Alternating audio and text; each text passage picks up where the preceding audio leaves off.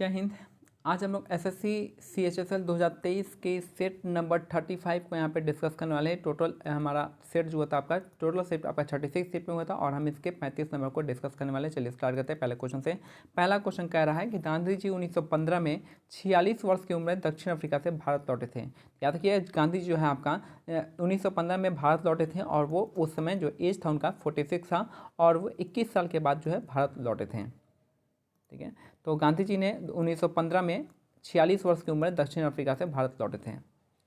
Next है निम्नलिखित में से कौन सा MS PowerPoint 365 में एक मान्य फाइल प्रारूप नहीं है, तो आपका ये नहीं है। बाकी PPT के लिए होता है, PPT यहाँ पे PPTX हो जाता है। तीनों ही यहाँ पे आपका करेक्ट है। नेक्स्ट क्वेश्चन यहाँ पे क्वेश्चन नंबर 3 का रहा है कि यदि अर्थव्यवस्था में n फर्में हैं जिनमें प्रत्येक को 1 से n तक की क्रम संख्या दी हुई है, तो उत्पादित विधि के अनुसार सकल यानी GDP कितना हो सकता है, तो GDP हो जाएगा GVA प्लस GVA। यानी GVA का आपका क्या होता है, सभी का GVA जो है सभी क्षेत्र का GVA आप इंक्लूड कर देते हैं। ठीक है, तो अगर आता है तो आप बना सकते हैं, नहीं तो आप इसको छोड़ सकते हैं। लेकिन ये इजी क्वेश्चन है कि जो GDP होता है ना GVA का प्लस होता है, GVA का सम्मेशन होता है। 2 वर्ष से चले आ रहे थे हथियार बंद आदिवासी संघर्ष को समाप्त करते हुए अल्लूरी सीताराम राजू को कब गिरफ्तार किया गया था, तो 1924 के मई में गिरफ्तार किया गया था। तो 2 वर्ष से चले आ रहे हैं हथियार बंद आदिवासी संघर्ष को समाप्त करते हुए अल्लूरी सीताराम राजू को कब गिरफ्तार किया गया था, तो 1924 में गिरफ्तार किया गया था।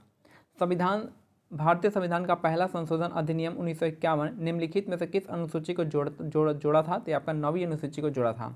भारतीय संविधान का पहला संशोधन अधिनियम जो है 1951 निम्नलिखित में से किस अनुसूची को जोड़ा गया था, तो आपका 9वीं अनुसूची को जोड़ा गया था। नेक्स्ट है ग्लोबल हंगर इंडेक्स 2022 के अनुसार भारत जो है 107वें स्थान पे है। यानी ग्लोबल हंगर इंडेक्स जो है आपका कौन से पोजीशन पे है, तो 107वां पोजीशन पे है। क्षुद्र ग्रह एस्ट्रॉयड बेल्ट किन 2 ग्रहों के बीच स्थित है, तो मंगल और बृहस्पति के बीच स्थित है। एस्ट्रॉयड बेल्ट जो आपका किसके बीच में है, तो आपका मंगल और बृहस्पति के बीच में स्थित है।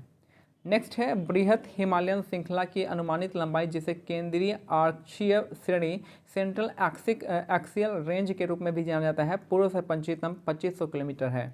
याद रखिए बृहत हिमालय जो श्रृंखला है जिसे हम हिमाद्री भी कहते हैं, उसकी जो लंबाई है कितनी है, तो पूर्व से पश्चिम की ओर लंबाई है 2500 किलोमीटर के आसपास है। नेक्स्ट है कव्वाली का भारत में आगमन जो आपका भारत से हुआ था। कव्वाली जो है कहाँ से आया था, तो अब भारत से हुआ था। भारत ने 2021 में आयोजित टोक्यो ओलंपिक 2020 में किस टीम खेल में एकमात्र कांस्य पदक जीता था, तो अब फील्ड हॉकी में एकमात्र कांस्य पदक जीता था। भारत ने 2021 में आयोजित टोक्यो ओलंपिक 2020 में किस टीम के खेल में एकमात्र कांस्य पदक जीता है, तो फील्ड हॉकी इसका करेक्ट आंसर हो जाएगा। नेक्स्ट है निम्नलिखित में से कौन सा एक विषाणुजनित रोग है, तो चिकन पॉक्स जो है विषाणुजनित रोग है। तो निम्नलिखित में से कौन सा एक विषाणुजनित रोग है, तो चिकन पॉक्स जो है आपका वायरल डिजीज है। नेक्स्ट है मानव फेफड़ों द्वारा छोड़ी गई वायु में कार्बन डाइऑक्साइड का प्रतिशत कितना होता है, तो 4% होता है। मिनिमम 4% कहते हैं, 4.4 भी करेंगे तो कोई दिक्कत नहीं है। 4% आप मान के चलिएगा, 4% के आसपास होता है। नेक्स्ट है निम्नलिखित में से कौन सा एक अखिल भारतीय वित्तीय संस्थान नहीं है, तो आपका ICICI बैंक जो आपका अखिल भारतीय वित्तीय संस्थान नहीं है। तो निम्नलिखित में से कौन सा अखिल भारतीय वित्तीय संस्थान नहीं है, तो आपका ICICI बैंक इसका करेक्ट आंसर हो जाएगा। भारतीय संविधान के अनुच्छेद 350 का संबंध है आपका प्राथमिक स्तर पर मातृभाषा की शिक्षा की सुविधा। तो भारतीय संविधान का अनुच्छेद 350 का है प्राथमिक स्तर पर मातृभाषा में शिक्षा की सुविधा प्रदान करना से संबंधित है। नेक्स्ट है क्वेश्चन 15 अक्टूबर 2022 में केंद्रीय सड़क परिवहन और राजमार्ग मंत्री द्वारा शुरू किए गए national highway infra trust bond प्रत्येक जो है आपका 8.05% का प्रभावी प्राप्ति इफेक्टिव यील्ड प्रदान करता है। याद रखिए जो बॉन्ड जो है आपका यानी किसके द्वारा, सड़क परिवहन और राजमार्ग मंत्री द्वारा जो नेशनल हाईवे इंफ्रा ट्रस्ट जो आपका इंफ्रा ट्रस्ट जो बॉन्ड है ये आपका कितना % देता है, 8.05 का यील्ड देता है। नेक्स्ट है किस देश ने फीफा अंडर-20 विश्व कप 2019 जीता था, तो यूक्रेन ने जीता था। किस देश ने फीफा अंडर-20 विश्व कप 2019 जीता है, ये आपका यूक्रेन इसका करेक्ट आंसर हो जाएगा। निम्नलिखित में से कौन एक परमाणु यानी मोनो एटॉमिक है, तो मोनो एटॉमिक आपका हीलियम हो जाएगा। बाकी नाइट्रोजन N2 लिखते हैं, डायटोमिक है, क्लोरीन भी Cl2 लिखते हैं, डायटोमिक हो जाएगा, और ऑक्सीजन भी O2 लिखते हैं और ये भी डायटोमिक है। लेकिन हीलियम है He लिखते हैं, हीलियम जो है आपका मोनो एटॉमिक हो जाएगा, हीलियम He। नेक्स्ट है, किस भारतीय क्रिकेटर को लिटिल मास्टर के नाम से जानते हैं? तो आपका सुनील गावस्कर को लिटिल मास्टर के नाम से जानते हैं। अब मास्टर ब्लास्टर जो होता है आपका सचिन तेंदुलकर।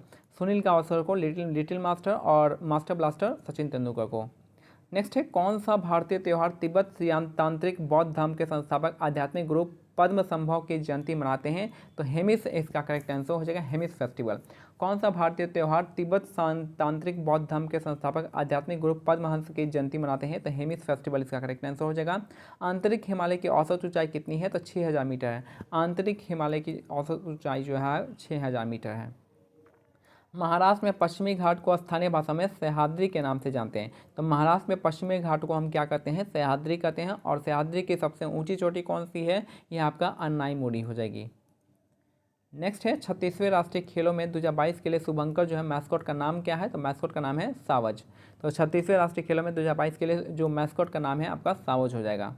नेक्स्ट है, दिए गए संस्थानों में से उसकी पहचान करना है। 1994 में सिएटल में अपने गैरेज से ई कॉमर्स दिग्गज अमेजॉन की स्थापना की थी। उन्होंने जुलाई 2021 में कार्यकारी अध्यक्ष बनने के लिए सीईओ का पद छोड़ दिया था। तो यहाँ पे जेफ बेजोस की बात करें जिन्होंने अमेजॉन की स्थापना की थी, जेफ बेजोस। नेक्स्ट है, ईपी रोम का फुल फॉर्म होता है erasable programmable read only memory हो जाएगा। यहाँ पे ईपी रोम का form erasable programmable read only memory. आर रोम का तो पता है, और ईपी का हो जाएगा इरेजेबल प्रोग्रामेबल। और लास्ट क्वेश्चन है कि निम्नलिखित में से किस व्यक्ति को नोबेल शांति पुरस्कार से सम्मानित किया गया था? तो कैलाश सत्यार्थी इसका करेक्ट आंसर हो जाएगा। तो नोबेल का शांति पुरस्कार मिला है आपका कैलाश सत्यार्थी को। चलिए, तो ये हमारा आज का लास्ट क्वेश्चन था और मिलते हैं अगले वीडियो में। तब तक के लिए क्या करना है, आपको टेलीग्राम चैनल का लिंक जो है डिस्क्रिप्शन में दिया गया है, आप इसको ज्वाइन कर सकते हैं। यहाँ से इन पीडीएफ को डाउनलोड कर सकते हैं और भी जो एसएससी के एग्जाम के पीडीएफ है वहाँ भी आप उसको डाउनलोड कर सकते हैं। जय हिंद, जय भारत, धन्यवाद।